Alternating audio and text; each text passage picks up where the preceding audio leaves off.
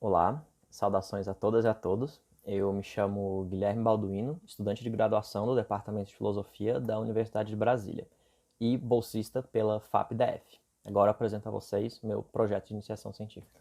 O meu trabalho ele se intitula A Experiência do Abismo em Paulo Arantes, as reconfigurações da história no contexto da experiência pandêmica atual, sob orientação do professor Gilberto Tedeia. Nesse trabalho, eu parto da filosofia de Paulo Arantes para organizar uma caracterização histórico-filosófica das metamorfoses sociopolíticas impostas em escala mundial pela pandemia do vírus SARS-CoV-2. Para a gente compreender como o vírus se insere no quadro de uma reconfiguração da história, a gente precisa entender a relação entre o nosso campo de experiências e a história. Segundo a leitura que Arantes faz do filósofo Hegel, no livro Hegel, A Ordem do Tempo, a história é compreendida como solo da experiência, pois a história reorganiza os objetos da nossa percepção. Ela ultrapassa a imediaticidade pictórica da certeza sensível, em que os objetos aparecem como descontínuos e contingentes e os reconduz ao seu movimento racional e necessário.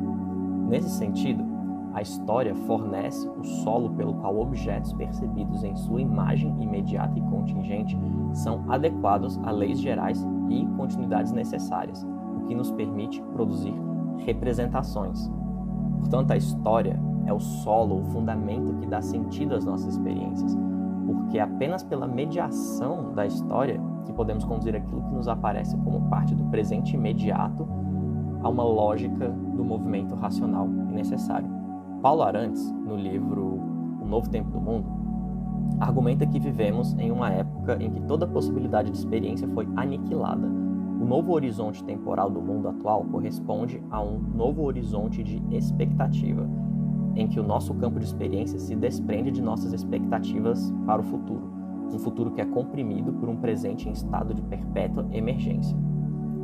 O novo tempo do mundo é a era triunfante do caos sistêmico, em que a dialética da história se movimenta pela negatividade da contradição, porém sem produzir sínteses. Da negatividade não nasce mais o novo, apenas ruínas. Nosso horizonte de expectativas utópicas e as grandes esperanças com relação ao progresso da humanidade se esvaíram junto com a noção hegeliana de história. É nesse cenário que nós introduzimos a crise do coronavírus. Ela aparece como um sintoma dessa conjuntura. Segundo Anselm Japper, o fundamental da crise é o processo de dessubstancialização da substância do valor, o trabalho abstrato, implicado na própria lógica de funcionamento da economia mundial, que a partir dos anos 70 até hoje tenta resolver a crise da acumulação real reestruturando o regime de acumulação. Essa reestruturação se dá sob a lógica da multiplicação sem freios do capital fictício. Então, nesse sentido, importa menos quem produza mais-valia real. A aposta é na promessa de uma mais-valia futura que nunca se concretiza, gerando sistematicamente o crescimento de bolhas econômicas com seu inevitável colapso. A crise global tenta, às custas dos povos precarizados e da devastação do meio ambiente, protelar o seu fim último. A pandemia surge em meio a um cenário de desigualdades que tendem apenas a aumentar, como mostram as pesquisas no slide, agravando ainda mais essa desigualdade sistêmica, fazendo a fortuna de bilionários disparar ainda mais.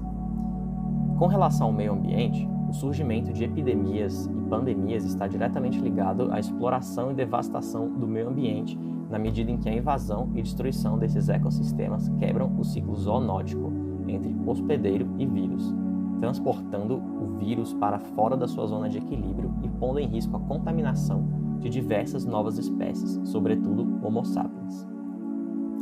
Portanto, para a gente concluir, a gente afirma que a crise pandêmica se insere como efeito de uma era de crises sistêmicas, sendo nesse sentido uma filha do seu próprio tempo.